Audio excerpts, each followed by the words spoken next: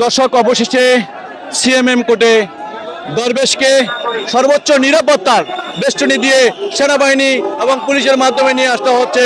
আপনারা দেখতে পাচ্ছেন সাবেক আইনমন্ত্রী আনিসুল হক এবং প্রধানমন্ত্রীর সাবেক উপদেষ্টা সালমান এফ রহমানকে সিএমএম কোর্টে নিয়ে আসা হচ্ছে। দর্শক, আপনারা দেখতে পাচ্ছেন কিভাবে তাকে এই আদালত প্রাঙ্গণে নিয়ে আসা হচ্ছে। দর্শক, এই যে দর্শক দেখুন তাকে কিভাবে নিয়ে যাওয়া হচ্ছে। দর্শক, আমরা আপনাদেরকে দেখানোর চেষ্টা করি যে সর্বোচ্চ এক কথা বলা যায় যে তাকে কিভাবে নিয়ে যাওয়া হচ্ছে। দর্শক, আপনাদের দেখুন, এই যে দর্শক দেখুন নিরাপত্তার মধ্যখানে তাকে এই যে দর্শককে নিয়ে যাওয়া হচ্ছে। আপনারা দেখতে পাচ্ছেন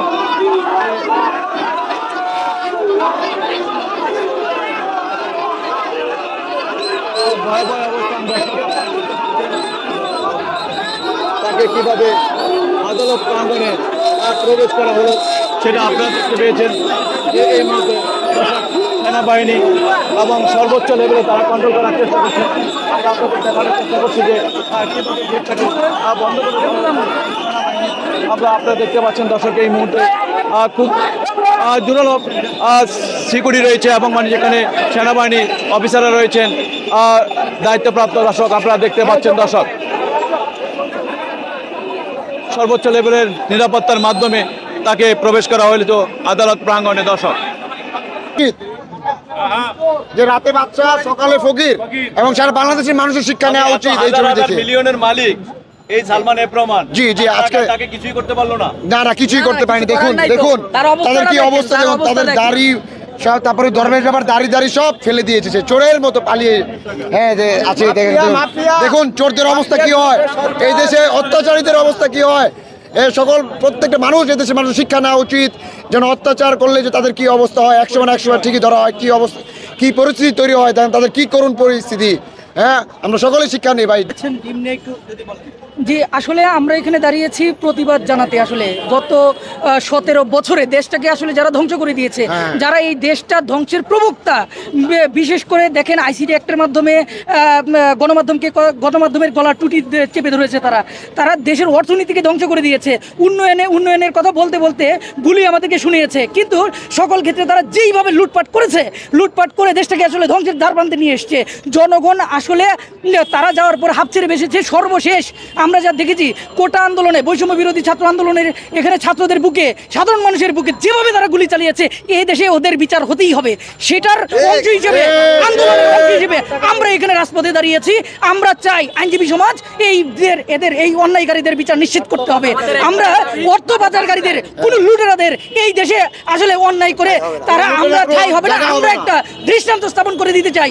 ভবিষ্যতে যদি কেউ আসে এই দেশে, তাদের অবশ্যই বিচার হবে। ধন্যবাদ। আমাদের একটাই দাবি, এই যে তাদের বিচার চাই, তাদের এক দাবি তাদের ফাঁসি চাই। এবং গতকাল শেখ হাসিনার বিরুদ্ধে মামলা হয়েছে। আমরা খুব খুশি যে এদেরকে অ্যারেস্ট করা হয়েছে। আমরা সাধারণ মানুষকে আপনাদের মাধ্যমে যাদের জানমালের ক্ষতি হয়েছে সকলকে আমরা বলতে চাই যে আপনারা মামলা করতে আসুন। আমরা যদি বিবাদীদেরকে পাই, আমরা তাদের জন্য বিনা খরচে মামলা দায়ের করে দিব। এই অন্যায়কারীদের আমরা বিচার নিশ্চিত করতে চাই। যাদের জানমালের ক্ষতি হয়েছে, যাদের আত্মীয় স্বজনের জানমালের ক্ষতি হয়েছে, তারা আমাদেরকে তথ্য দিন, কাগজপত্র দিয়ে সহযোগিতা করুন। আমরা তাদের বিরুদ্ধে ন্যায় বিচার নিশ্চিত করব। বিজ্ঞ আদালতে মামলা দায়েরের মাধ্যমে তাদের বিরুদ্ধে ন্যায় বিচার নিশ্চিত করব। ধন্যবাদ।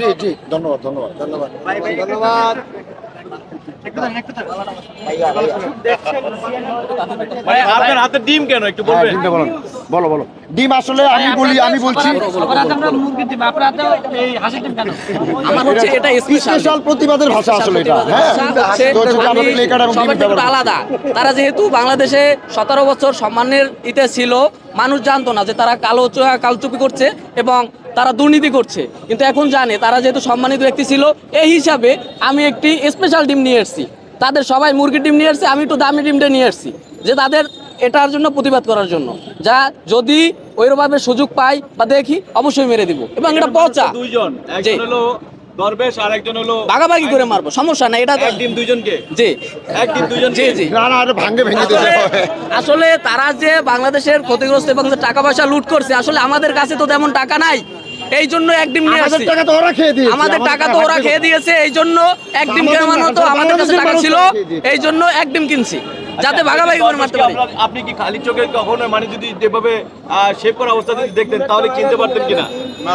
না, চেনার মতো তো উপায় নাই। আসলে মনে হচ্ছে যে তারা হিন্দু এবং তারা ইন্ডিয়া থেকে আসছে এবং তারা ইন্ডিয়ার পথেই ছিল যাওয়ার জন্য, কিন্তু আমাদের প্রশাসনরা এবং জনগণরা দেখে চিনতে পারছে তারা, এই জন্য তাদের ধরা হয়েছে এবং ছাগলের রশি দিয়ে বাঁধা হয়েছে। ছাগলের রশি। এই যে ছাগলের রশি, এই যে ছাগলের রশি, এই দেখুন তারা তাদের কি অবস্থা, ভয়ানক পরিণতি।